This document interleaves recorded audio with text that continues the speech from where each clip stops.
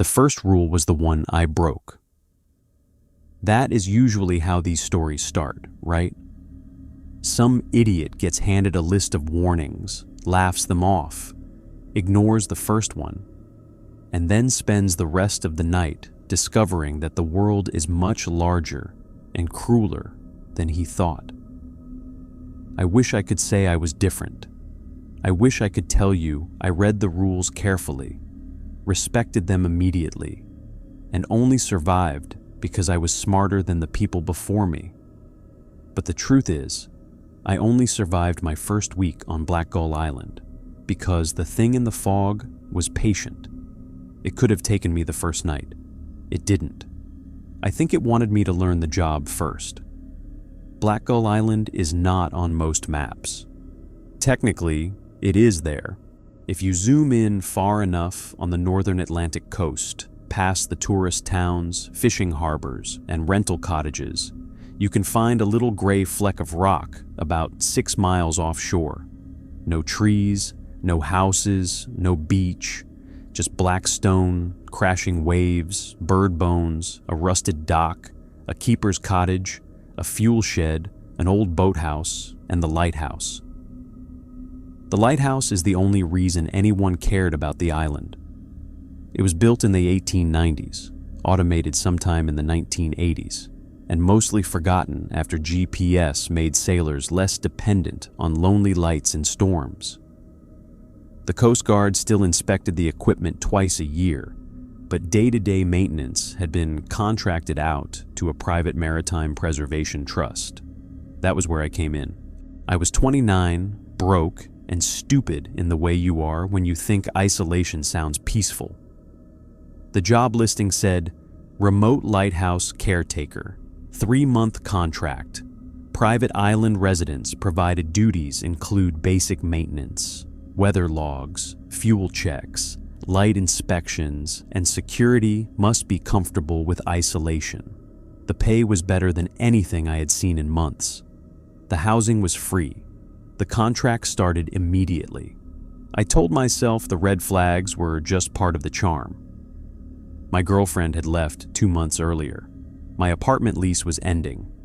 I had been working maintenance at a marina until the owner sold the place and fired half the staff.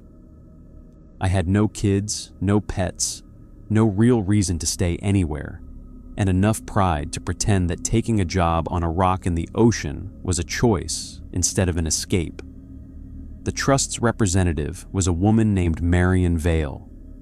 She met me at a harbor town called Port Wycliffe, where the supply boat left twice a month when the weather allowed. Marion wore a waxed coat, practical boots, and the expression of someone who had already decided I wouldn't last.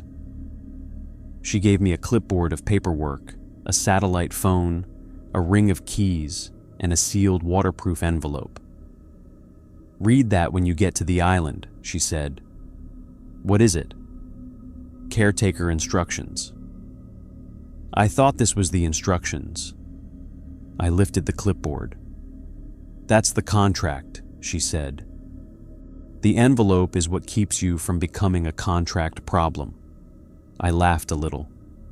She didn't. There was a man loading crates onto the supply boat. Older, broad-shouldered, with a gray beard and hands scarred from years of rope, hooks, and salt water. Marion introduced him as Captain Orland Price. He was the one who would take me out. He looked me over once and said, "First island job?" "Yes." "Any lighthouse experience?" "Not exactly." "Electrical?" "Some." "Marine radio?" "A little." "Dead people?" I thought he was joking. I said, "Not professionally." He nodded like that was a valid answer and went back to loading. The boat ride took almost an hour because the sea was rough and Orlan refused to rush. Port Wycliffe shrank behind us until the houses looked like white stones along the coast. Ahead, Black Gull Island rose from the water like the back of a drowned animal. The lighthouse came into view first. Tall, white, weather-stained, with a black lantern room at the top and narrow windows running up the tower. The paint was peeling in long strips. Rust streaked down from the gallery rail. The light itself did not turn because it was daytime, but even unlit, the lantern room looked like an eye. The keeper's cottage sat beside it, low and square, built from stone with a red roof, 2 chimneys and storm shutters over every window. A covered walkway connected it to the lighthouse tower.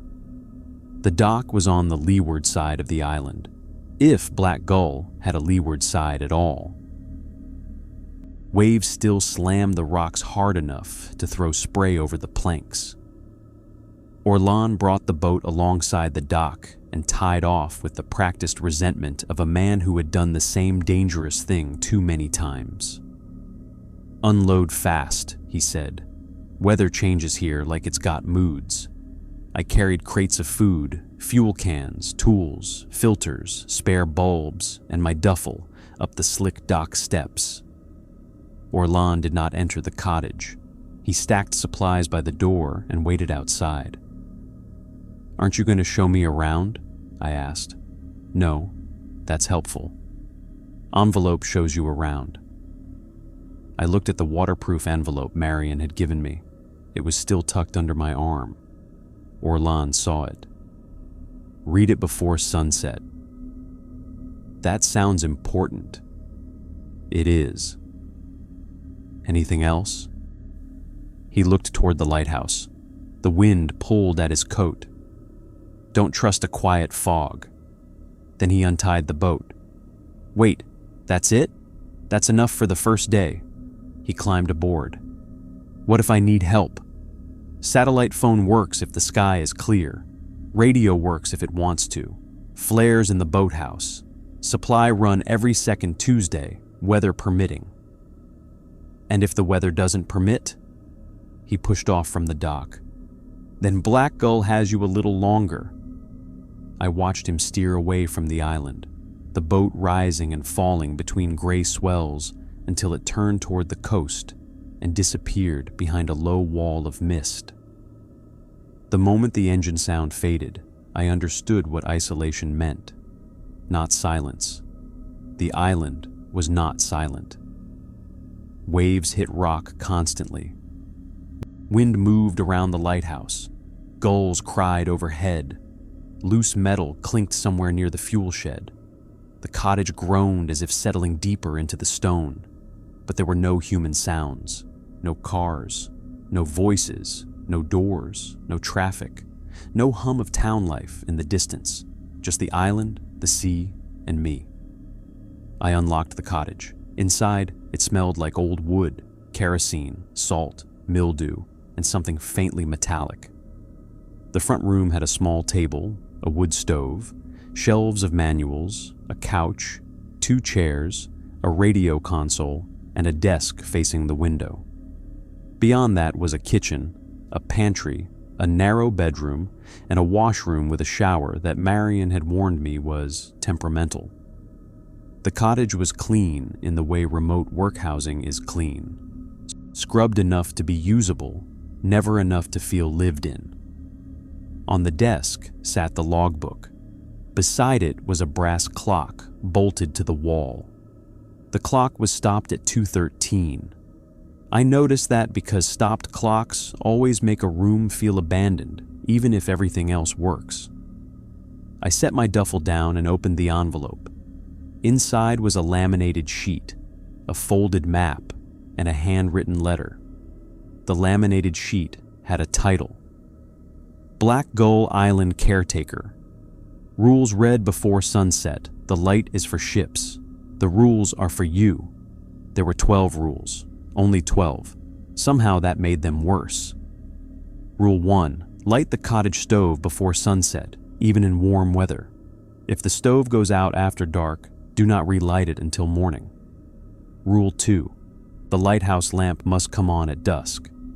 If it comes on early, stay in the cottage until it completes 3 full rotations. Rule 3. Never open the tower door if you hear knocking from the lighthouse side. Rule 4. If fog covers the island, but the sea stays loud, continue normal duties. If fog covers the island and the sea goes silent, sit with your back to the stove until sound returns. Rule 5. Do not answer voices from below the cliff path. Rule 6. If gulls gather on the roof after midnight, count their calls. If there are 13, turn off all interior lights. Rule 7. The old boathouse is locked for a reason. Enter only if the red flare box is needed. Do not look under the tarp. Rule 8. If the radio calls you by name, respond with black gull light, standing watch. Do not say anything else. Rule 9. If a ship appears without lights, do not signal it. Rule 10. If you see a second lighthouse beam coming from the water, close all shutters and do not look through the cracks. Rule 11. The previous caretaker's room is not on the map. If you find it, leave before the clock inside strikes. Rule 12. If the light stops turning while fog is silent, leave the cottage by the storm cellar, follow the iron chain to the cliff bell, and ring it until the sea answers. I read them once, then again. Then I read the handwritten letter. It was from the previous caretaker. His name was Thomas Ainsley. I knew that because the letter began, "To whoever they send after Thomas Ainsley," not "from Thomas Ainsley," not "I am Thomas." To whoever they send after Thomas Ainsley. Like he was writing from somewhere outside himself. The letter said, "Black Gull is not haunted the way people use that word. The island does not show you memories to scare you, and the lighthouse is not lonely. Loneliness implies it wants company. It does not. The light keeps things from coming too close. The fog helps them forget where the edge is. Your job is not to protect the light from the sea. Your job is to make sure the sea remembers the light is still occupied. Follow the 12 rules. Add no new rules unless you survive breaking one. Do not sleep through dusk. Do not trust the clock in the cottage. Do not let the island learn your full name. If Marion sent you, she knows more than she admits. If Orlin brought you, he warned you as much as he is allowed. If you find my boots, burn them." The letter ended there. No signature, no explanation, no "good luck." Just, "If you find my boots, burn them." I stood in the cottage with that paper in my hand, listening to wind push against the shutters, and tried to decide whether I was angry or afraid. Angry won for a while. It is easier to be angry when fear would require action.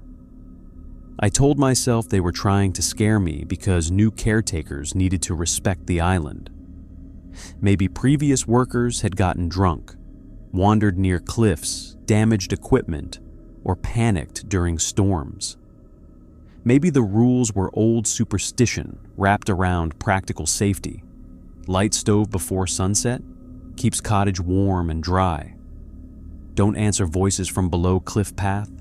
Sound carries strangely around water and rocks. Don't signal ships without lights. Maritime safety. Fog plus silence. Maybe pressure changes, dangerous surf conditions, disorientation. Don't trust the clock. Broken. Do not let the island learn your full name. Dramatic nonsense. At 5:40 p.m., the sun lowered toward the horizon behind thick gray cloud. I unpacked. That was the mistake. I checked supplies, filled the pantry, tested the sink, looked through the manuals, found the generator shed key, and decided I had plenty of time to light the stove. I didn't. Sunset on Black Gull did not happen slowly. 1 minute, there was dull gray light across the rocks. The next, the island darkened, like someone had placed a lid over it. I noticed because the lighthouse lamp came on, not with a click. with a deep electric hum that moved through the cottage floor.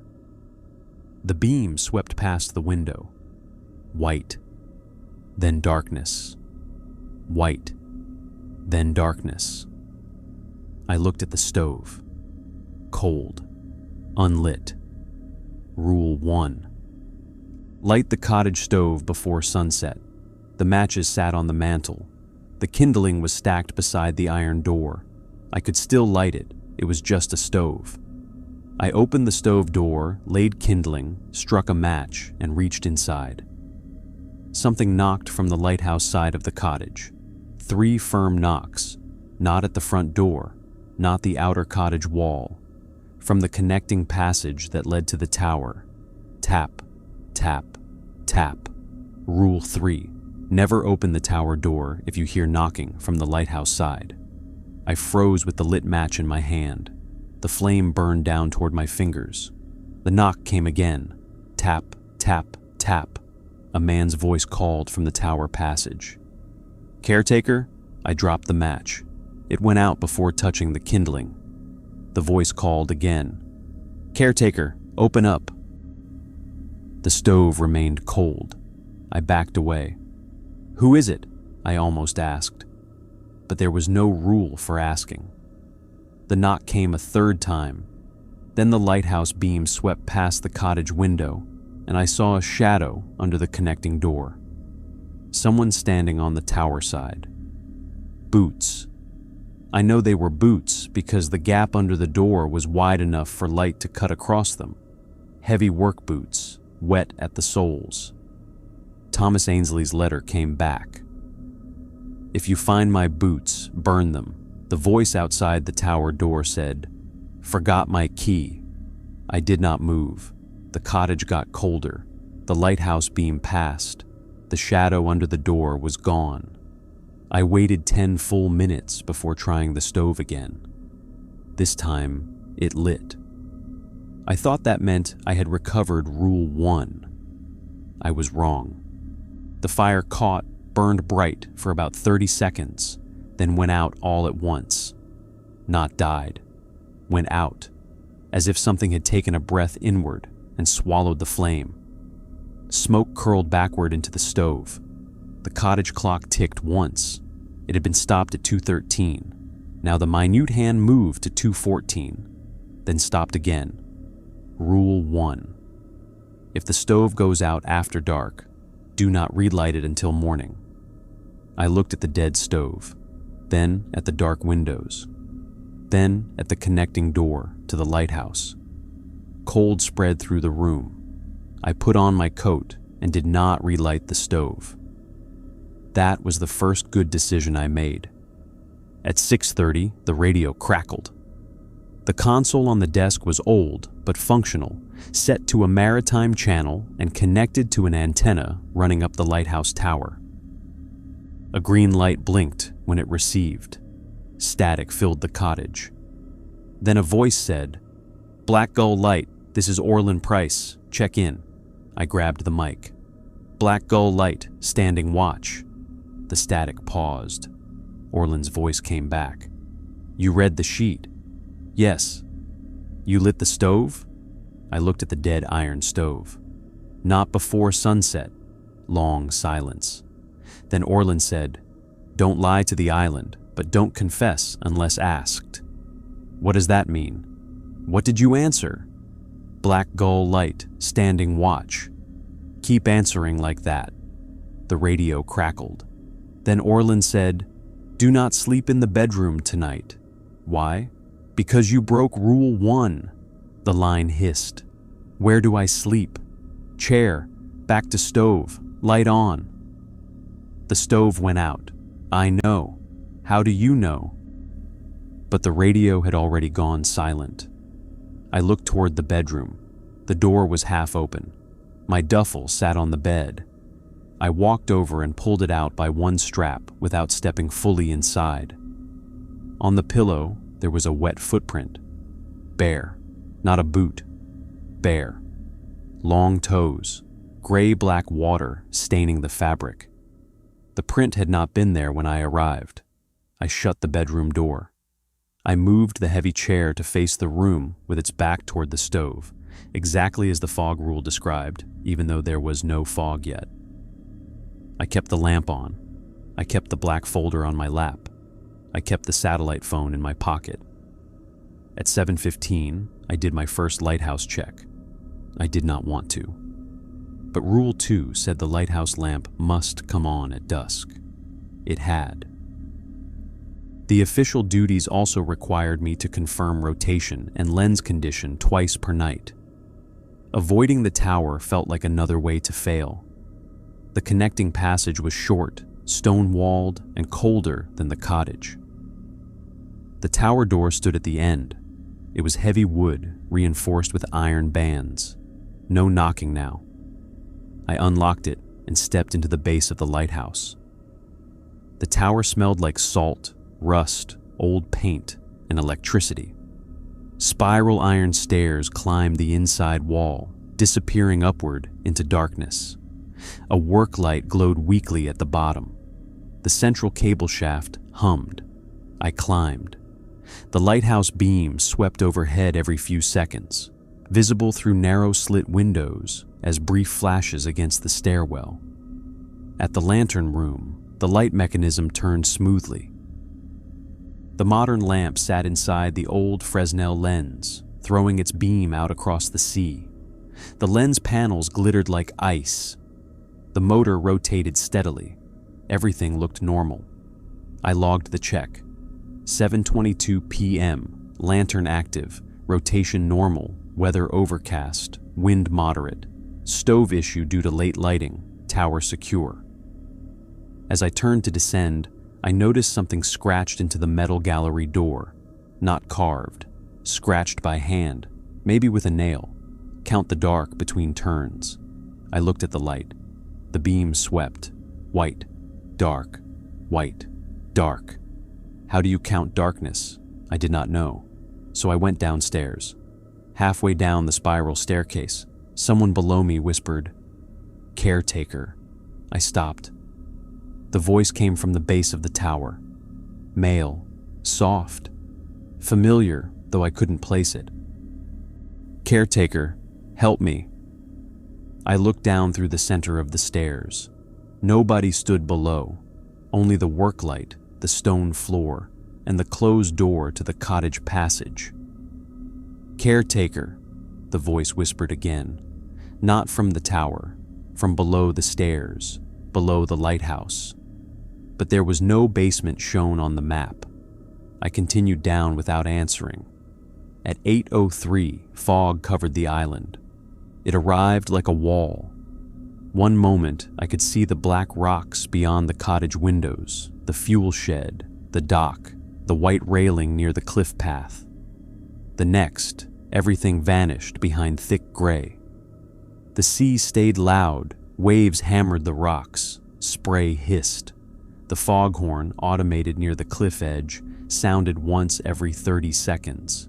Deep, mournful, safe, according to Rule 4.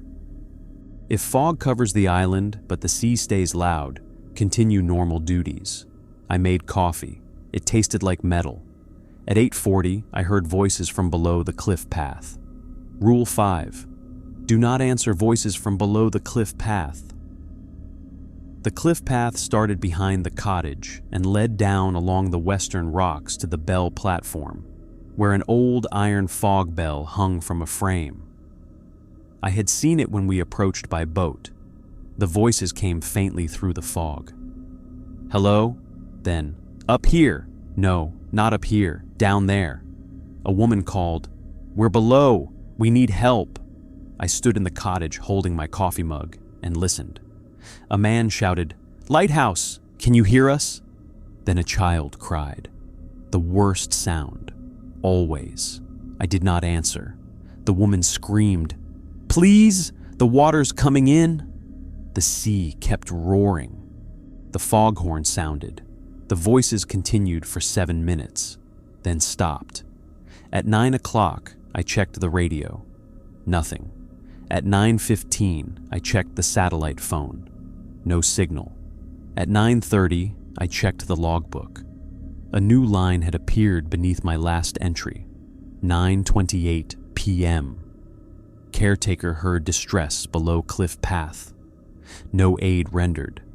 I had not written it. The ink was fresh. I slammed the logbook shut. The cottage lamp flickered. From behind the bedroom door came a wet dragging sound, like someone pulling themselves across the floor. I sat with my back to the dead stove. The sea stayed loud. Good. At 10:10, the lighthouse lamp stopped turning, only for 2 seconds. The beam froze through the cottage window, a solid white bar cutting across the room.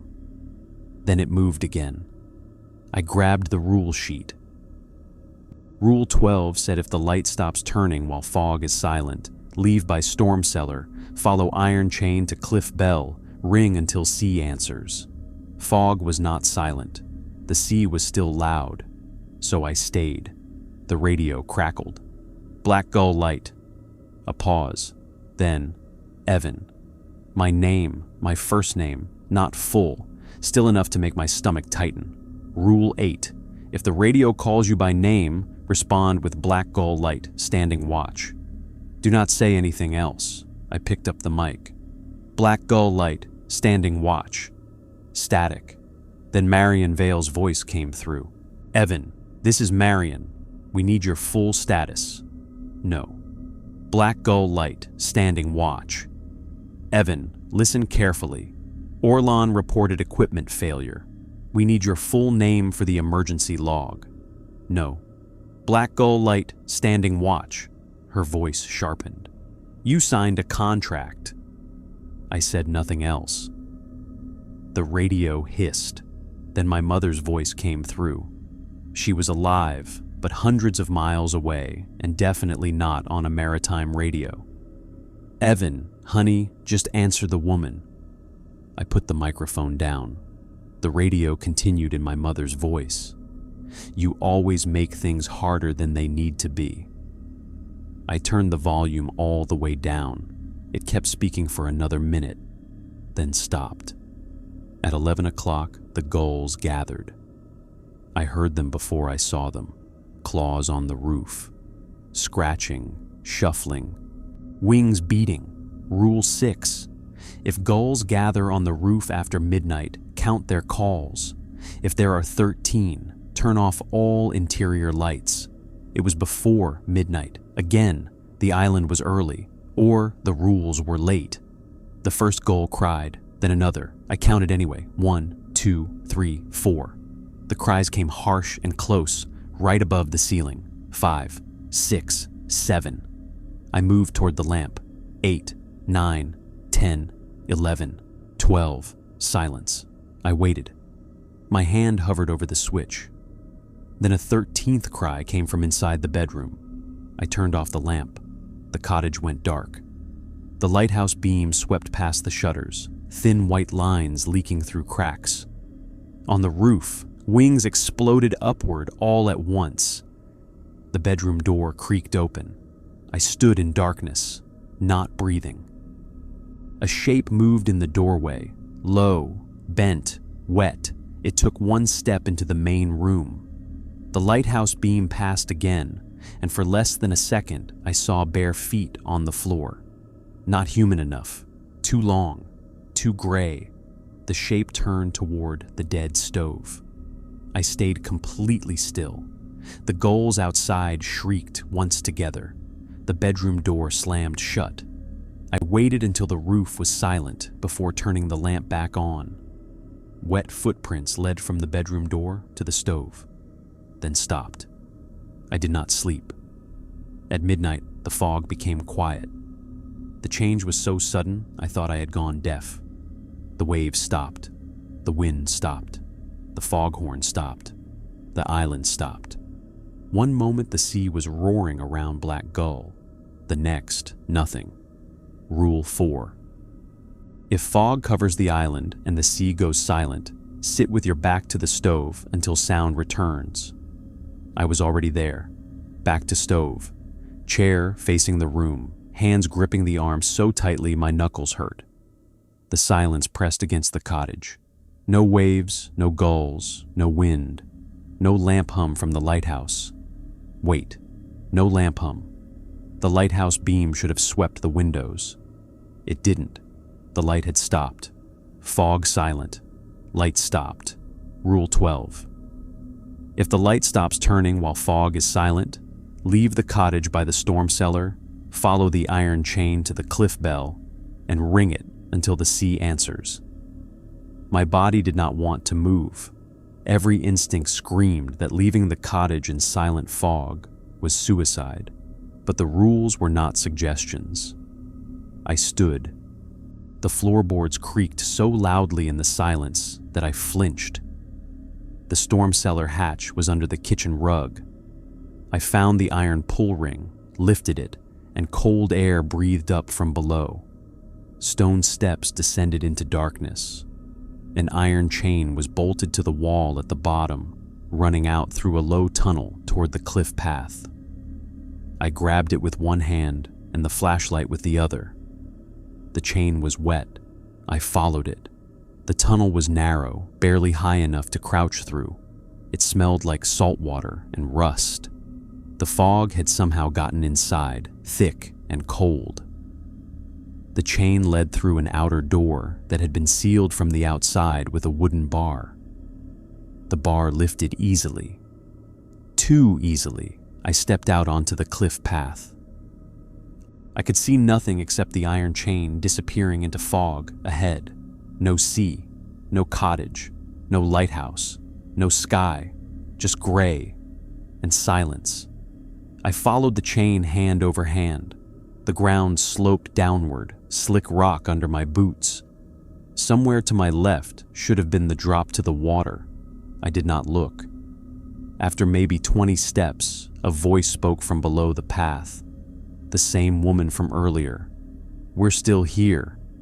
Rule 5, do not answer." The chain shook in my hand. Another voice, male, closer now. "You heard us drown." No answer. A child whispered, "You could have helped." No answer. The fog thickened. My flashlight showed only the chain and my own hand. Then the chain stopped. My palm struck the base of the cliff bell frame. I nearly cried from relief. The bell was enormous, black iron, mounted beneath a little roof on the edge of the cliff. A thick rope hung from the clapper. I grabbed it and pulled. The bell rang, deep, painfully loud in the silence. I pulled again, again. The sound vanished into the fog without echo. No sea answered. I kept ringing. My arms began to burn. Voices gathered below the cliff. More of them now, dozens, men, women, children, all whispering upward. "Stop. Too late. No ships left. The light is out. Come down." I rang the bell harder. Something touched my ankle. A hand. Cold. Wet. I kicked, but it held. The bell rope slipped in my hands. Another hand gripped my other boot. I pulled the rope again. The bell sounded. This time, far below, the sea answered. Not with waves. With a breath. A huge inhalation from the dark beneath the island. The hands released me. The fog tore open for 1 second. Below the cliff, where water should have been, I saw a second lighthouse beam sweeping beneath the surface of the sea. Rule 10. If you see a second lighthouse beam coming from the water, close all shutters and do not look through the cracks. I was outside, no shutters, no walls. The beam under the water swept toward me. I dropped flat on the rock and covered my eyes. The beam passed over the cliff, heatless, white, searching. The iron bell rang by itself above me, once, twice, 3 times. Then the sea came back. Waves slammed the rock so hard spray hit my face. The foghorn groaned. Wind rushed across the island. The real lighthouse lamp above me began turning again, its beam cutting through the fog. I crawled back to the chain and followed it uphill, shaking so badly I could barely hold on. When I reached the storm cellar and climbed into the cottage, The stove was burning, not brightly, but lit. A small red fire glowed behind the iron door. I had not relit it. Rule 1 said if it goes out after dark, do not relight until morning. Something had relit it for me. On the floor in front of the stove sat a pair of boots. Old work boots, wet, covered in black sand. Thomas Ainsley's letter had said, "If you find my boots, burn them." The stove door creaked open by itself. The fire inside flared white. From the bedroom, a man's voice whispered, "Don't."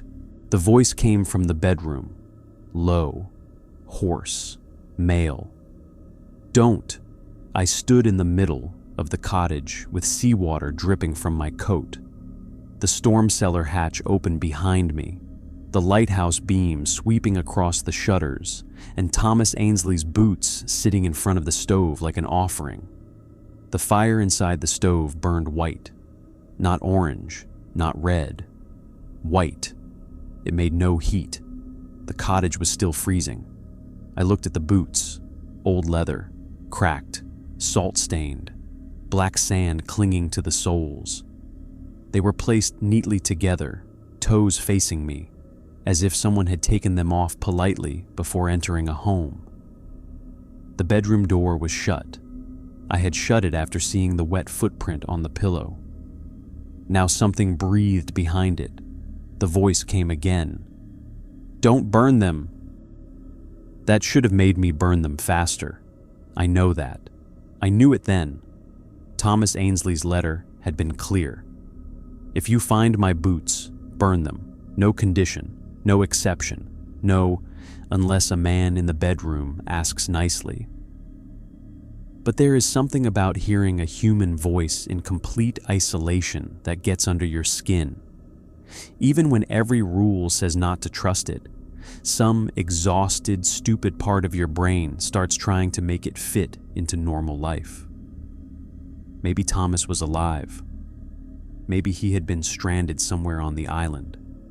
Maybe the trust lied. Maybe he had hidden in the bedroom when Orlan dropped me off. Maybe the island was dangerous, but not supernatural. Maybe the boots belonged to a real man who needed help. Maybe. Maybe is how the worst things open doors. I picked up the fire tongs beside the stove. The boots twitched. Not much, just a small flex at the toe, like feet inside them had curled. I stepped back. The bedroom voice said, "They're mine." I did not answer. The voice tried again. "Caretaker, listen to me." That word mattered. Caretaker, not Evan, not my full name, not yet. I put the tongs around the first boot. The leather was cold enough that frost formed instantly on the metal. The fire in the stove bent toward it. The voice behind the bedroom door became sharper. "I said don't." I lifted the boot. It was heavier than it should have been, not like leather and rubber, like wet meat. The second boot scraped across the floor toward it, trying to follow. I grabbed both with the tongs and shoved them into the stove. The white fire went out. The cottage dropped into blackness. No lamp, no lighthouse beam, no glow from the stove. Nothing. In that complete dark, the bedroom door opened. I heard it, the slow creak of hinges, the drag of something wet across the threshold. Then the voice, no longer behind the door, whispered from the room with me. "You should have asked why." I struck a match. The first one snapped. The second flared. In the tiny orange light, I saw the boots inside the stove. They were not burning. They stood upright in the firebox, toes pointed toward the open door, as if whoever wore them was standing just on the other side of the iron. Then the match went out. Something moved beside the table. I backed into the wall and fumbled for the lamp. My fingers found the switch. The lamp came on. The bedroom door was open. No one stood in the room. The boots were still in the stove, but now the fire had returned, not white this time. Orange, real, hungry. The leather blistered, salt hissed out of the seams, black smoke curled up and vanished inside the chimney. From somewhere below the cottage floor, a man screamed. Not in the bedroom, not outside, below, deep under the stone foundation. The scream went on long enough that I dropped the tongs and covered my ears. When it stopped, the sea outside stopped too. For one horrible second, I thought I had triggered Rule 12 again. Fog silent. Light stopped. Bell. But the lighthouse beam swept past the shutter cracks. The sea returned with a hard crash. The stove burned steady. The boots collapsed inward, leather turning to ash. I waited until nothing remained but blackened buckles. Then I closed the stove door. The bedroom door was still open. On the bed, where my duffel had been earlier, lay a folded piece of paper. I did not want to touch it. Of course I touched it. The paper was damp. The handwriting matched the letter from the envelope. Thomas Ainsley. It said, "You found them. Good. I am sorry for what they will try next. They walked me out when I stopped answering the radio. They wore me back when I answered from below the cliff path. They will use whatever shape you feel guilty leaving behind. If the boots burn, they lose my feet, not the rest. Do not let them find my hands." I read the last line 3 times. Do not let them find my hands. From the radio console, static crackled. I turned. The green receive light blinked. A voice came through. Not Orlin, not Marion, Thomas. "Black Gull Light." I stared at the radio. "Black Gull Light, do you copy?" Rule 8. If the radio calls you by name, respond with "Black Gull Light, standing watch." It had not called me by name. It had identified the station. Normal procedure. Maybe. "Black Gull Light," Thomas said. "Standing watch?" I picked up the mic slowly. "Black Gull Light, standing watch." Static. Then Thomas laughed softly. A tired, broken laugh. "That's what I said too." The radio clicked dead. The wall clock moved.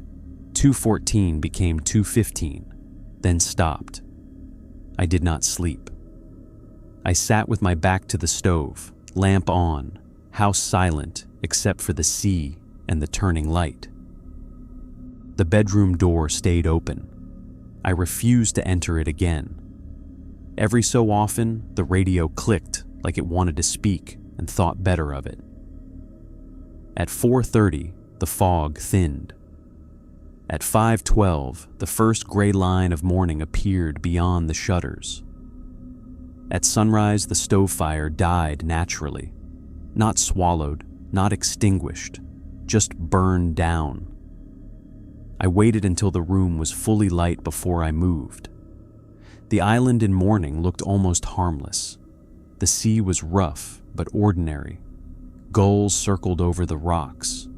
The lighthouse lamp clicked off automatically at dawn. The foghorn was silent. The sky was a flat silver, and the wet stone glittered in dull light. The boots were ash in the stove. I swept the remains into the metal ash bucket and carried them outside. For a second, I thought about throwing them into the sea. Then I remembered every rule that had taught me not to give the water anything it asked for. So I took the bucket to the fuel shed, poured the ash into an empty paint can, and sealed it. On the side, I wrote, "Thomas Ainsley, boots, burned paperwork had saved me in other places. Maybe labels mattered here too." The moment I wrote his name, the gulls stopped calling. All of them. I froze with the marker in my hand. Do not let the island learn your full name. Thomas's full name was already in the letter, already in my head, already on the can. But maybe the island had not known where his boots ended up until I labeled them. A gull landed on the fuel shed roof. Then another. Then another. Not midnight.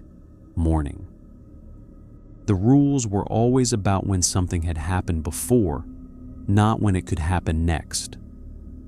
I counted nothing. I stepped out of the shed, closed the door, and locked it. When I turned, a man stood on the cliff path. He was about 30 yards away, near the start of the trail that led down to the bell. He wore a dark sweater, work pants, and no shoes. His hands hung at his sides. His face was turned toward the sea. I knew he was Thomas Ainsley before he looked at me. Not because I had seen a photo, because the island made sure I knew. He lifted one hand, not waving, showing me. His fingers were missing, all 10 of them. The hands were there, but the fingers were gone, cut or torn away at the knuckles, leaving dark, wet stubs. I thought of the note. Do not let them find my hands. Thomas opened his mouth. No sound came out. Then every gull on the fuel shed screamed at once. I looked up for half a second. When I looked back, he was gone. The cliff path was empty. The sea kept moving. I went back inside and called Marion on the satellite phone. For once, it worked. She answered on the 4th ring. Black Gull check-in. I hated how calm she sounded. This is Evan. A pause. Not good. I had given my first name, but Orlin had used it. The radio had used it. Maybe that part was already lost. Status? She asked. Thomas Ainsley is not gone. Long silence. Then she said, What did you find? His boots. Did you burn them? Yes, she exhaled. What else? A note saying not to let them find his hands. Marion did not answer. What does that mean? Did you see him? Yes. Hands? No fingers. She whispered something away from the phone. What? I asked. Nothing. Do not do that. Her voice returned cold and professional. Listen to me. Do not collect any bones, tools, gloves, rope, or clothing you find today. If you find a hand, do not touch it. Do not cover it. Do not bury it. Go inside, lock the cottage, and call Orlan. A hand? If you find one, yes. How many parts of him are on this island? That depends on how much he gave it before he stopped. I closed my eyes. You knew this. We knew Thomas did not leave cleanly. Is he dead? Marion took too long. Legally, yes. That is not what I asked. Legally is what matters for contracts. I nearly threw the phone. Instead, I said, I'm leaving. No supply boat until weather clears. The weather is fine. Not between you and shore. I looked through the window. The horizon was gray, but calm enough. Orlan can come. Orlan will not dock at Black Gull 2 days in a row unless the light fails. Why? Because the island starts expecting boats. I laughed once. It sounded unhinged. I'm expected to stay here? You're expected to follow the rules. They aren't enough. They never are the first week. First week. The phrase made me cold. How many caretakers have there been? Enough to write 12 rules. How many finished the contract? Marion said nothing. Marion, 3. Out of how many? She hung up. At 9 a.m., I started making my own notes, not rules yet. Thomas had warned not to add new rules unless you survive breaking one. I didn't know what counted as survival. Morning? A week? Leaving the island? Still, I wrote observations in the logbook. Late stove lighting caused failure after dark. Boots appeared after cliff bell event. Burning boots may attract gulls and partial apparition of Thomas Ainsley. Do not label remains outside cottage without considering attention. I underlined attention. At 10:30, I inspected the lighthouse in daylight. The tower was normal until the second landing. There, on the iron stair tread, was black sand. Not much. A crescent like the edge of a wet footprint. Bare. No. Not bare, a handprint. 4 finger marks, no thumb. I froze. Do not let them find my hands. Do not collect any bones, tools, gloves, rope, or clothing. If you find a hand, do not touch it. This was only a print, but a print implied a hand. I looked up the spiral stairs. The lantern room waited above. Sunlight came through the slit windows. Somewhere overhead, metal clicked as the day mechanism cooled. I backed down, not fast, careful. At the base of the tower, the connecting door to the cottage passage stood open. I had closed it. On the floor just inside the passage lay a pair of work gloves, brown leather, old, stiff with salt. I did not touch them. I stepped over them, went into the cottage, locked the tower door, and called Orlin. No signal on satellite phone. The radio worked. Of course. Black Gull Light to Orlin Price. Static. Black Gull Light to Orlin Price. The radio hissed. Then a voice answered. Black Gull. It was Orlin. Maybe. What warning did you give me before leaving? I asked. A pause. Then, don't trust a quiet fog. Good enough. I found gloves. The static sharpened. Where? Connecting passage. Tower side. Did you touch them? No. Are they pointing fingers toward cottage or tower? I looked through the glass pane in the tower door. The gloves lay palms down, fingers toward the cottage. Cottage. Orlan swore.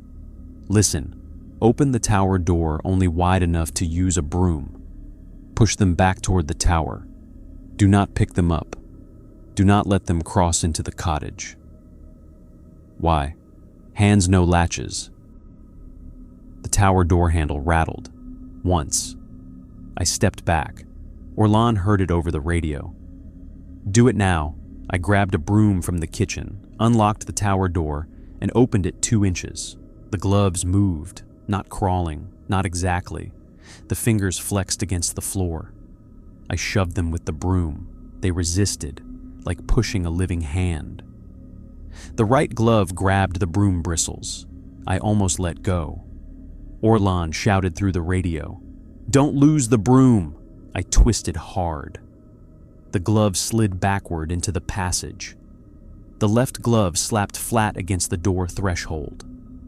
I jammed the broom handle into it and pushed until it crossed back onto the tower side. Then I slammed the door and locked it.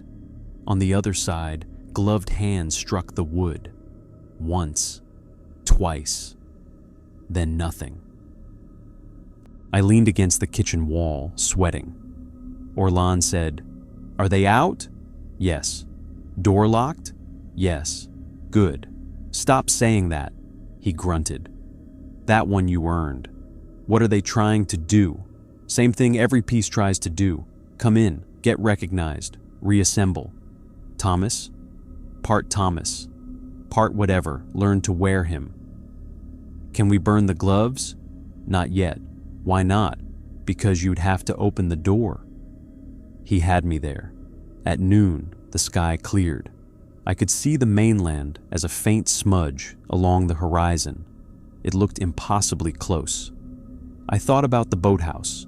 Rule 7. The old boathouse is locked for a reason. Enter only if the red flare box is needed. Do not look under the tarp. There was a small rowboat inside, according to the map. Emergency use only. I had 6 miles of rough water between me and shore, no real boating plan, and a boathouse rule that might get me killed. Still, I thought about it for a long time. At 1:15, the radio called again. "Black Gull Light," I answered. "Black Gull Light, standing watch." Marion's voice came through. "Weather report. Clear, wind moderate, sea rough but visible. Any fog? No. Any unusual equipment activity?" I looked at the tower door. No equipment activity. That was not a lie. The gloves were not equipment. Maybe. Marion said, "Good. I hated everyone who used that word. I want extraction. Denied. You can't deny me leaving. You can leave if you can safely leave. We are not sending Orlan to dock today. I can use the rowboat." "No. Why?" The radio went silent. Then Marion said, "Because the boathouse tarp covers what brought Thomas back." I stared toward the window.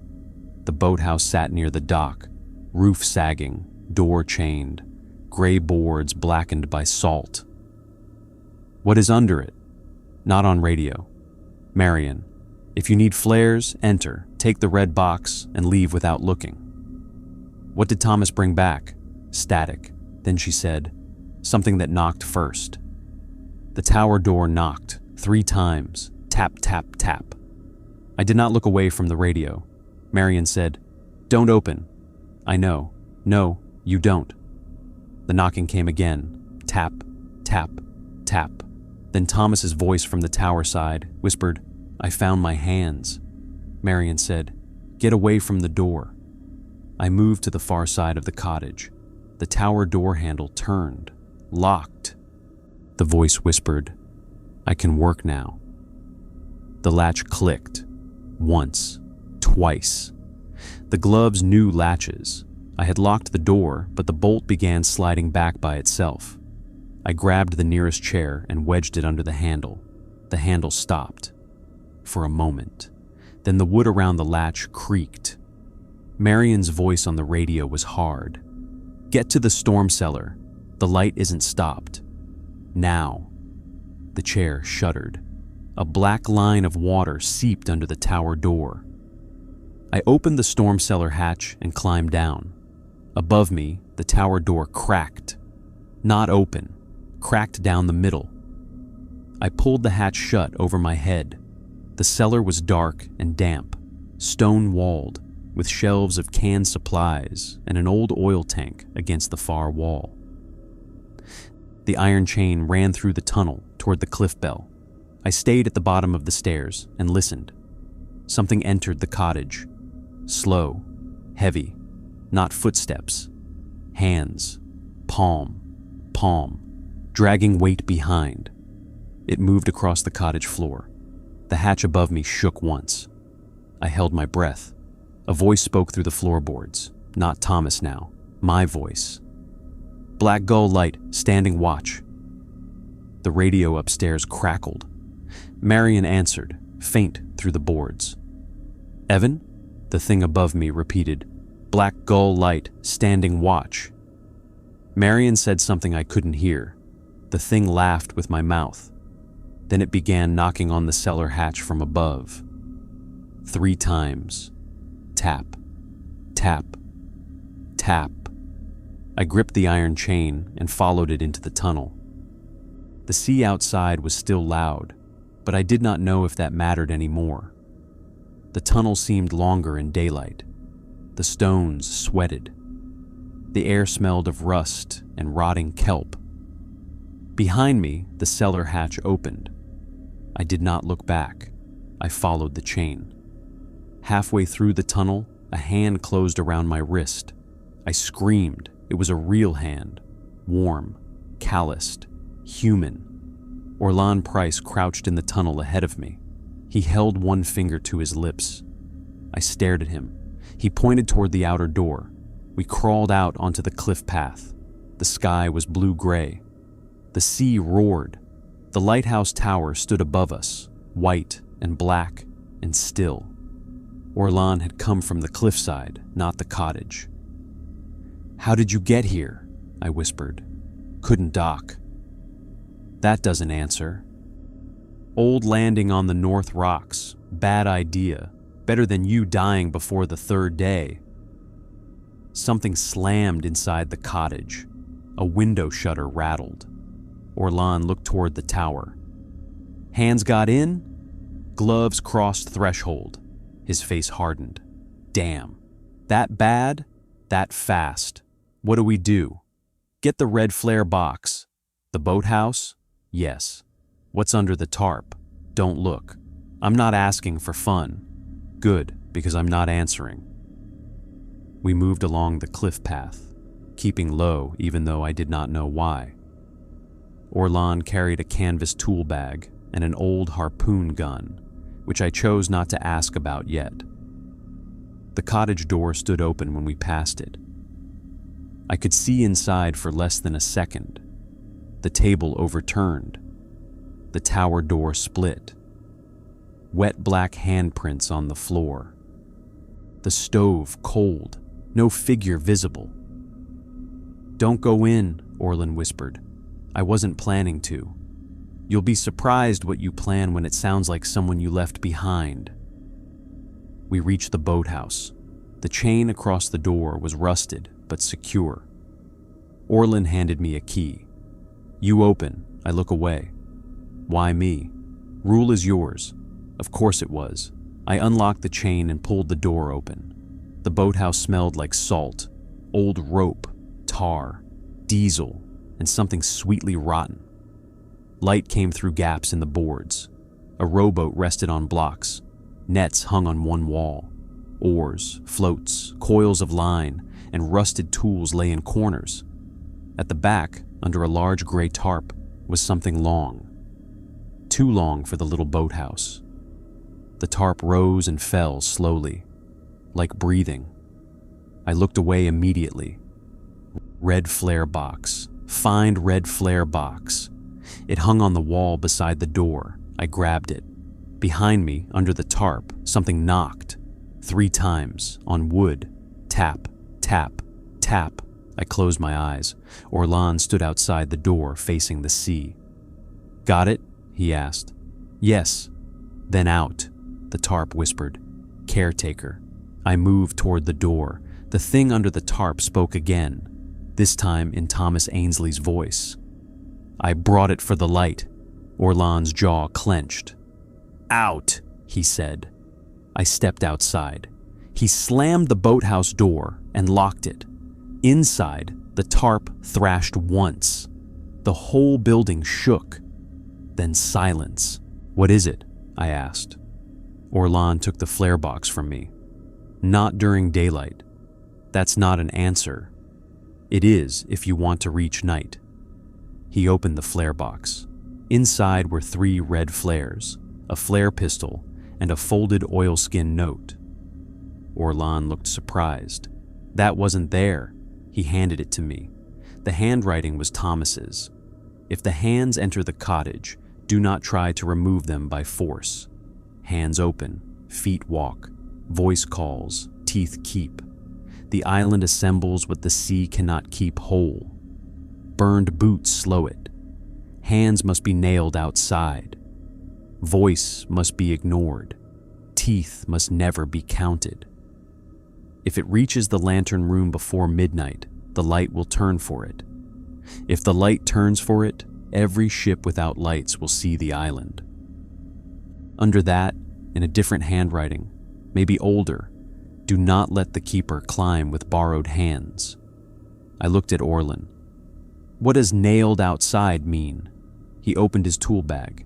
Inside were iron spikes, a hammer, salt, a coil of thin chain. Orlan looked at the lighthouse. "It means we pin the gloves to the tower door before they learn the lantern latch." The cottage shook again. From inside came my voice. "Orlan?" He stiffened. The voice called again from the open cottage doorway. "Orlan, I found Marion." His face went pale. I remembered Rule 8. Radio calls name, respond with station phrase. This was not radio, but the shape had my voice. Orlan whispered, "Marion's my sister." Of course. The island always found the shortest line into someone. My voice from the cottage said, "She's below the cliff." Orlan closed his eyes. "She never came here. Orlan, she never came here." Inside the cottage, my voice began to cry. Not fake, not obvious. It sounded exactly like me trying not to break. "Please, she's hurt." Orlan's hand tightened on the harpoon gun. I grabbed his sleeve. Voices from below the cliff path, I said. She's not below the cliff path. No, but it wants you to go there. The crying stopped. My voice from the cottage said, Good. Not Orlin, not me, something pleased. The lighthouse lamp turned on. It was 2:26 in the afternoon. Rule 2. If it comes on early, stay in the cottage until it completes 3 full rotations. We were not in the cottage. The lamp above began sweeping its beam over the island in daylight. White flash, stone, white flash, sea, white flash, boathouse. Orlan looked up. Down. We dropped behind the low stone wall near the fuel shed as the beam swept over us. Does early light rule still apply? I whispered. We're outside, Orlan said. That's not an answer. It means we improvise. The beam completed 1 full rotation, then a second, then on the third, it slowed. Not much. Enough. The lighthouse was looking, not shining, looking. Orlan loaded a flare into the pistol. What are you doing? If it's using daylight, we give it red. He waited until the beam turned away, stood, aimed at the lantern room, and fired. The red flare arced upward and burst against the gallery rail, showering sparks and crimson smoke. The lighthouse beam stuttered. The lamp completed its 3rd rotation, then shut off. The island went still. From inside the cottage, something slammed both hands against the shutters. Orlan handed me the hammer and 2 iron spikes. Tower door, now. We ran. The cottage front room was destroyed. The table was overturned. The lamp broken. The rug soaked. The storm cellar hatch open. The tower door hung split but not open, held shut by the chair I had wedged beneath the handle and by the warped remains of the latch. On the cottage side of the door were 2 gloves. Brown leather, palms pressed flat, fingers dug into the wood. They had crossed fully into the cottage. They were trying to pull the broken door open. Orlan grabbed one with the iron chain. It fought him. The fingers flexed, grabbed, twisted. I hammered the first spike through the left glove into the door frame. A sound like a man choking filled the room. The right glove released the door and lunged at my face. Orlan caught it with the chain, cursing, and slammed it against the wall. I drove the second spike through it. The cottage shook. Both gloves went limp. Black water poured from the cuffs. The voice in the room whispered, I can still climb. From the broken tower door, something smiled through the crack. Only teeth, not a face. A vertical strip of darkness. And teeth. Too many to count. I looked away. Teeth keep. Teeth must never be counted. Orlan grabbed my head and turned it fully aside. Don't, he said. The teeth clicked together once, then withdrew into the tower darkness. The stove burst alight behind us. White fire. The radio crackled on the floor. Marion's voice came through. Black Gull, report. Orlan picked up the mic. Black Gull Light, standing watch. Static. Then Marion said, Orlan? He closed his eyes. Black Gull Light, standing watch. Is Evan alive? He looked at me. I nodded. He repeated, Black Gull Light, standing watch. Marion understood. Her voice dropped. Do not let it reach the lantern room. The tower door creaked. Above us, inside the lighthouse, something began climbing the spiral stairs. Slow, wet, hand, dragging itself upward without feet. Orlan looked at the pinned gloves, then at the tower. Hands are here, I whispered. He listened. Another sound joined the climbing, not hands. Teeth on iron. Click, click, click. Orlan's face went gray. Borrowed ones. The lighthouse lamp came on again, not rotating yet, just burning steady above us. White light leaked through the split tower door. The radio hissed. Marion whispered, "If the light turns for it, do not signal any ship that answers." Outside, beyond the cottage shutters, a ship horn sounded from the fogless afternoon sea. Deep, close, impossible. Orlan looked at me and said, "Now we find out how many rules Thomas didn't survive long enough to write." The ship horn came from the east side of the island. That was wrong for 3 reasons. First, no vessel should have been that close to Black Gull in clear daylight without appearing on the radio. Second, the fog had lifted hours ago, and horns like that belonged to blind water, not open sea. Third, the sound did not come across the water. It came through it. The cottage windows trembled in their frames. The pinned gloves twitched against the tower door, iron spikes holding them flat to the wood while black water dripped steadily from their cuffs. Above us, inside the lighthouse tower, something climbed. Hand, hand, click, hand, hand, click. No feet, no boots, just borrowed hands and teeth on iron. The lamp burned steady at the top of the tower, not rotating yet. That was the only thing saving us. Orlan stared at the cracked tower door with the flare pistol in one hand and the harpoon gun in the other. He looked older than he had on the dock. Not weak, just like the island had dragged years out of him by force. "Can we shut the lamp off?" I asked. "If we cut power, the backup kicks in. So cut that too. And if it gets to the lens in the dark, we won't know where it's pointing." Another horn sounded, closer. The radio crackled on the floor. Marion's voice came through, thin and distorted. "Black Gull, do not answer any vessel without lights. Rule 9, if a ship appears without lights, do not signal it." I looked at Orlan. "Can ships see the lighthouse in daylight?" "Not like this." The steady lamp above us brightened. The cottage filled with white light leaking from the tower crack. It made every surface look flat and colorless. The overturned table, the soaked floorboards, the pinned gloves, the ash bucket, Orlan's face. The thing climbing inside the tower stopped. Silence. Then a voice came from above, my voice. "Black Gull Light, standing watch." The radio answered in Marion's voice. "Status?" No, it was using my voice properly now. The island had learned the safe answer. Orlan reached down and yanked the radio cord from the wall. The radio kept hissing. My voice in the tower repeated, louder. "Black Gull Light, standing watch." From outside, the ship horn answered. The sound rolled over the rocks and through the walls. A vessel was responding to the light. Orlan shoved the flare pistol into my hand. "Go to the fuel shed." "What?" "Red flare from the cliffside.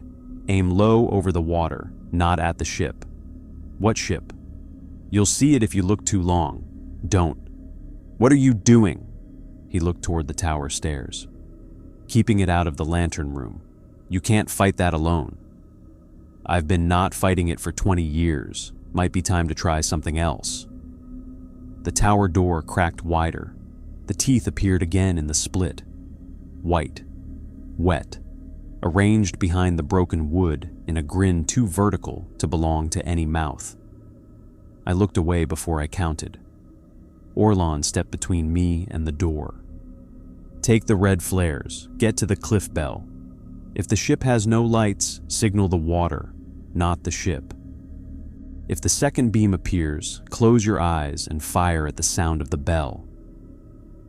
The bell isn't ringing. It will. The gloves pinned to the door flexed. The iron spikes bent slightly. Orlan shouted, "Go!" I ran. Outside, the island had changed again. The sky was still afternoon blue-gray, but the air had gone dim around the lighthouse, like a storm cloud sat directly over Black Gull and nowhere else.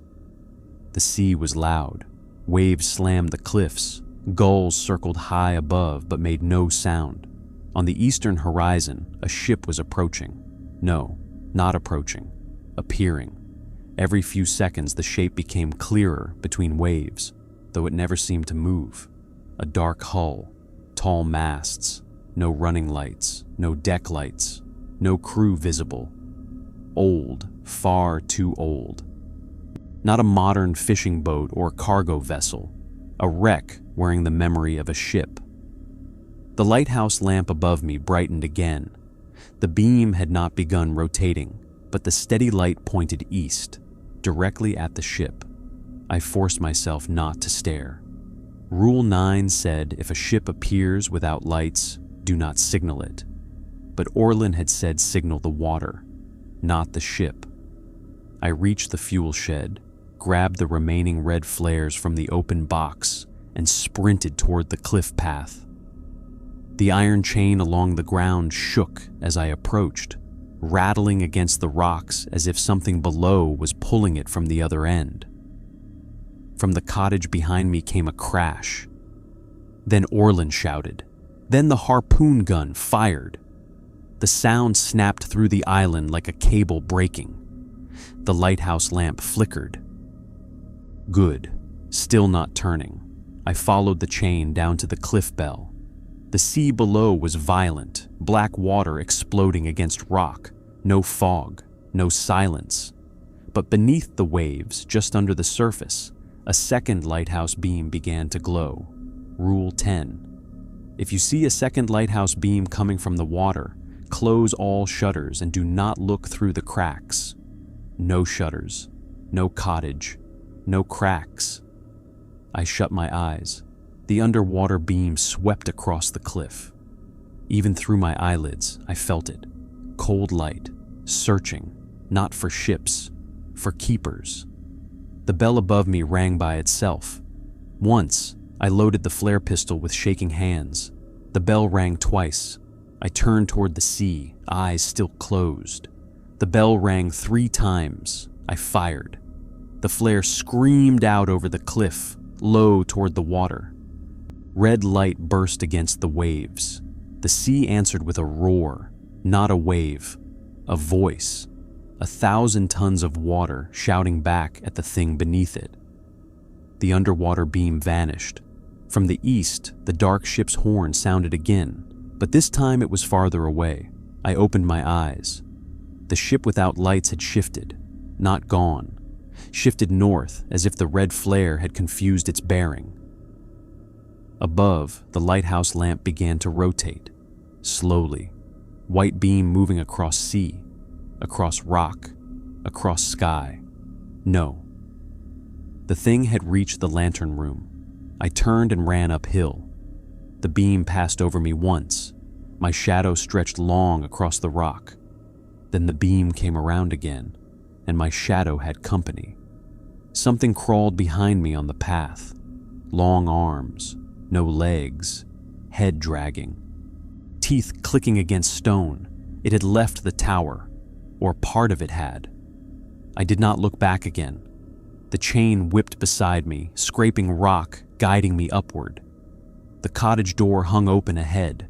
The lighthouse tower rose behind it, and the beam at the top now rotated steadily. But wrong, not in a full circle. It paused every time it faced east, every time it found the dark ship. Orlon lay on the ground outside the tower door. For one horrible second, I thought he was dead. Then he rolled onto his side and coughed. The harpoon gun lay broken beside him.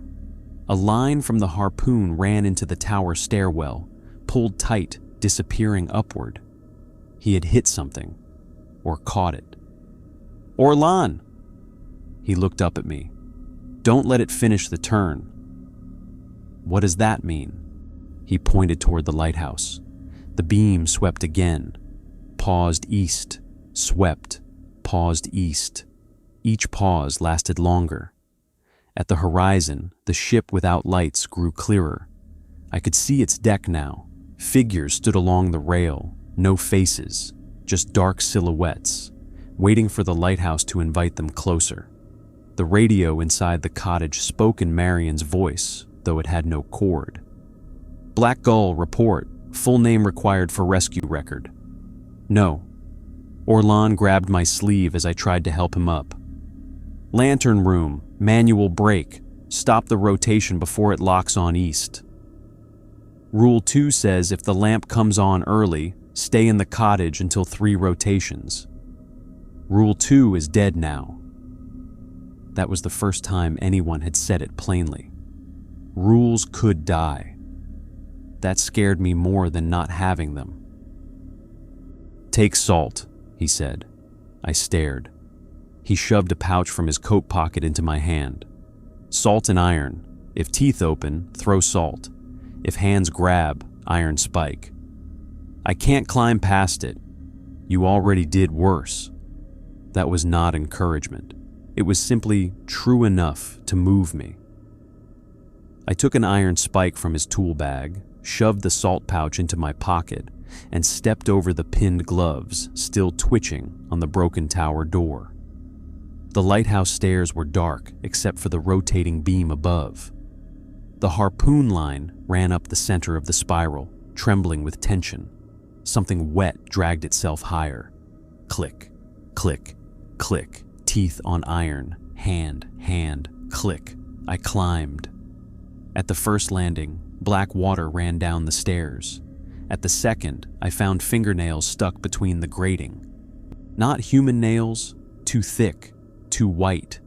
I kept going. At the third landing, Thomas Ainsley stood facing the wall. Not the thing, Thomas, or what remained of him, barefoot, fingerless, head bowed. He did not turn. His voice came out like wind through a bottle. "It has my hands." I stopped.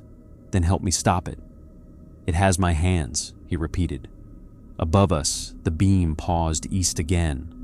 The tower shuddered. The dark ship horn sounded. Closer. Thomas lifted both ruined hands and pressed them to the wall. Bloodless, wet. They opened for it once. Opened what? The boathouse. I looked down toward the island through a slit window. The boathouse door was swinging open. The tarp inside moved. The thing under it had heard the light. Thomas whispered, "I thought it was wreckage. I thought it was a hull. I thought if I covered it, it would stay quiet." "What is it?" His head turned slightly, but not enough to show his face. "A lifeboat from a ship that never sank." That made no sense. Then somehow it did. A ship without lights.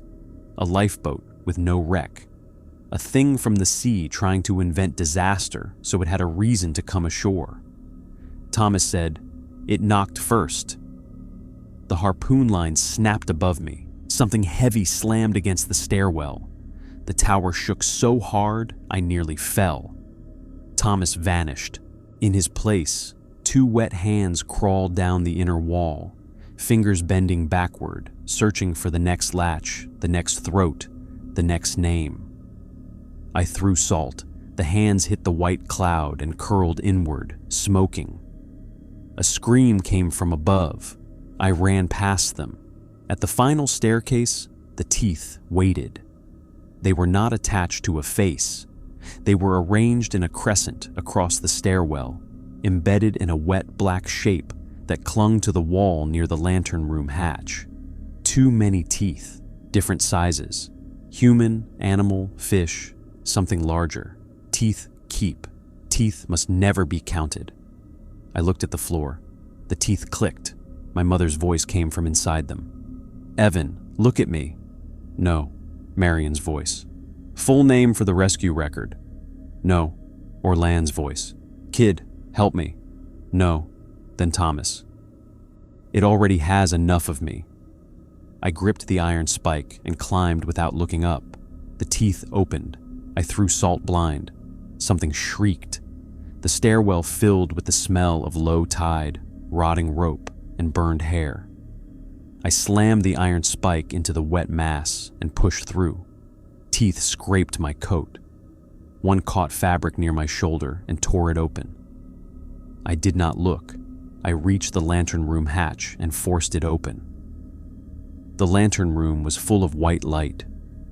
The lens spun around me, huge glass panels bending the lamp into a blade. The motor housing shook. The manual brake wheel was mounted beside the rotating platform, half hidden behind old brass fittings. And in front of it stood a keeper. Not Thomas, not fully. A figure built from pieces. Thomas's burned boots were gone, so its feet were wrong, bare and long-toed. The gloves were pinned below, so its hands were not whole. It had made new ones from rope, gull bones, and strips of wet canvas.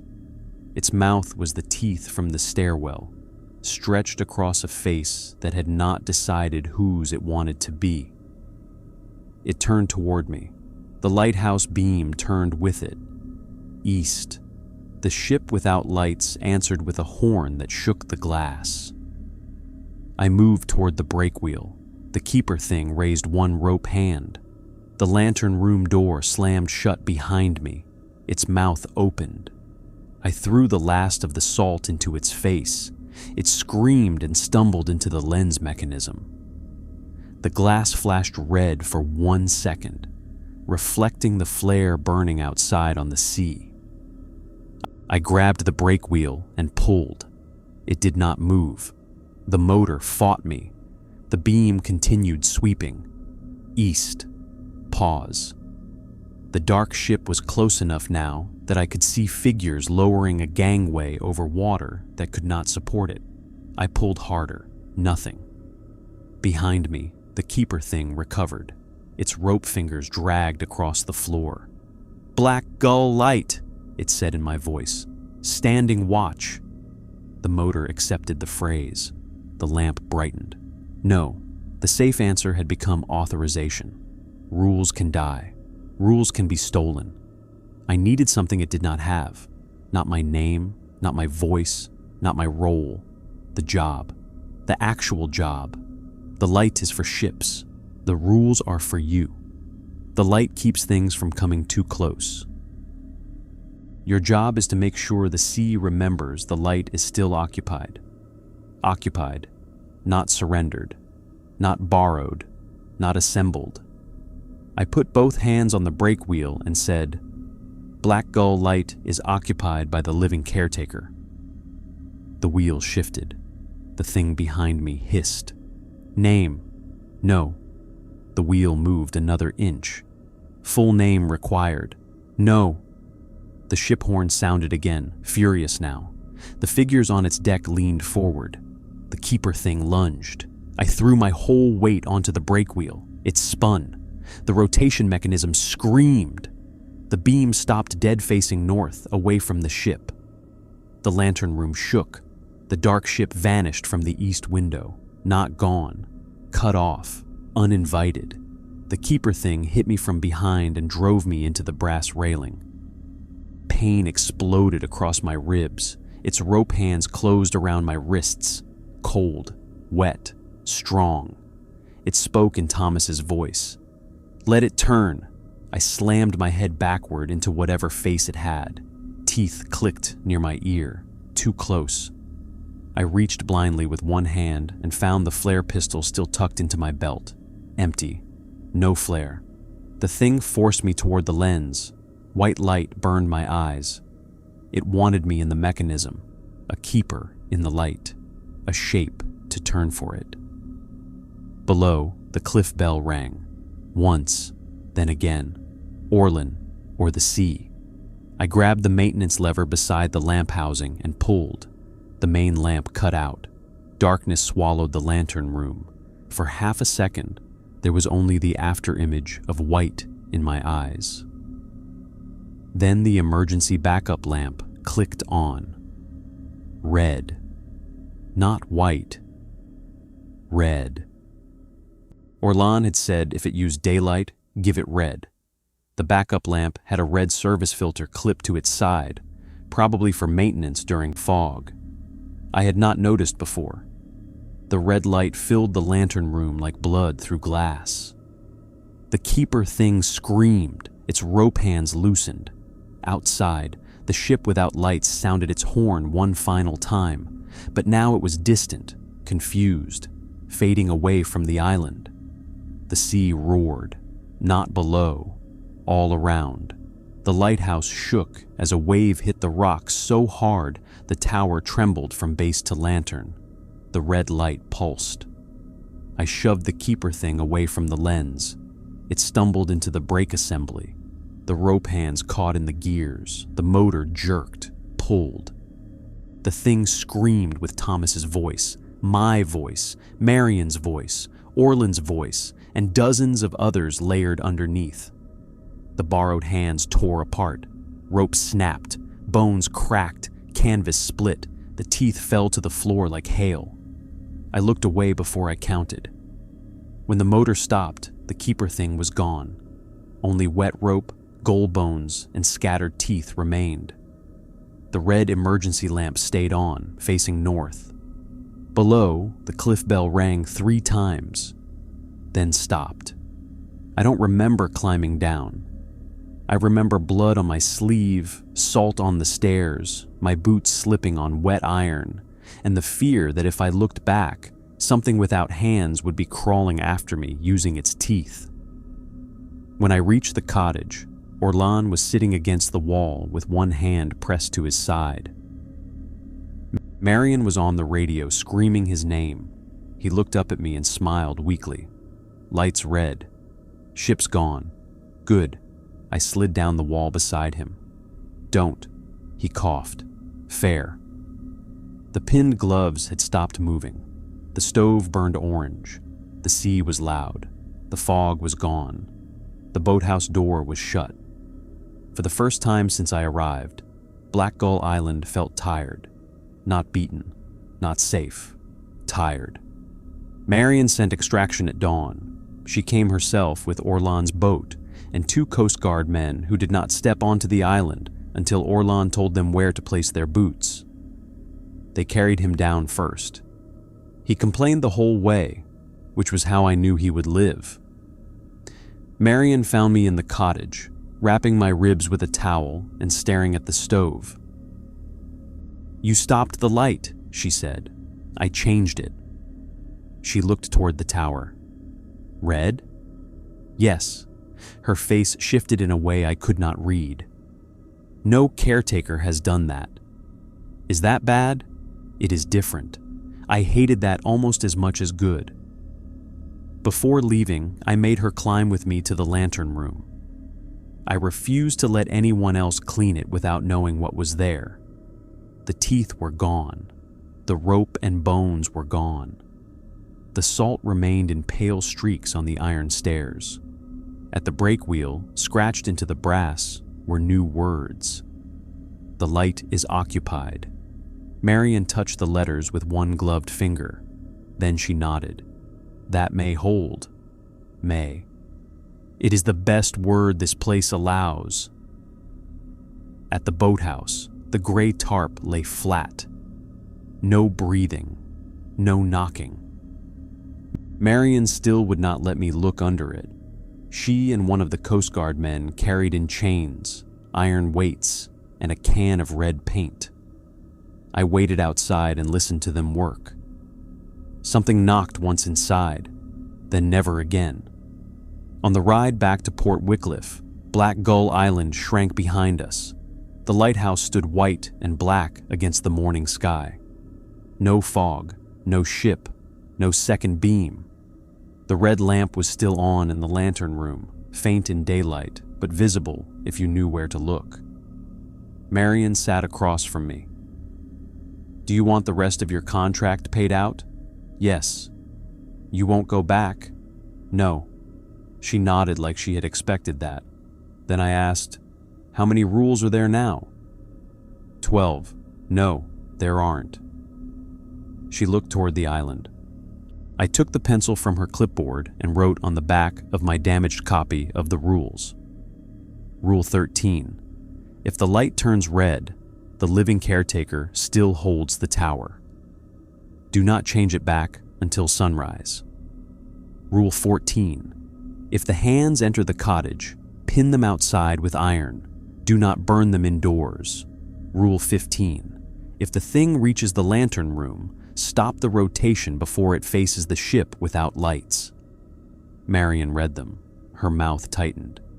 You survived breaking rules. I survived them dying. That counts. She folded the paper carefully and placed it in her waterproof folder. A month later, my final pay arrived with no note. 2 months later, I got a postcard from Port Wycliffe. No signature, just a photo of the harbor and one sentence written on the back. Orlan says the red light still holds. I burned the postcard, not because I thought it was dangerous, because Black Gull had taught me not to keep souvenirs from places that wanted to be remembered too clearly. I never went back to lighthouse work. I don't like fog anymore. I don't like gulls on roofs. I don't like clocks stopped at 2:13. I don't answer radios if they use my name. And if I ever hear knocking from the other side of a door that should only lead to machinery, I walk away. People think lighthouses are symbols of hope. Maybe they are from shore. From a ship in a storm, that beam means rock, direction, warning, survival. But from inside the tower, the light is not hope. It is a boundary, a signal to the dark saying someone is still here, someone is awake, someone has not surrendered the room. And there are things in the sea that do not hate the light. They follow it. So, if you ever take a caretaker job on a remote lighthouse island, read the rules before sunset. Light the stove on time. Do not answer voices from below the cliff. Do not open the tower door when something knocks from the lighthouse side. If the sea goes silent, put your back to the stove. If the light stops turning, follow the chain and ring the bell until the water remembers itself. If you find the previous caretaker's boots, burn them. If you find his hands, do not let them inside. If a ship appears without lights, give it nothing. And if you ever see a second lighthouse beam shining from under the water, close your eyes. Because the light is for ships. The rules are for you, and the sea is full of things that learned long ago how to knock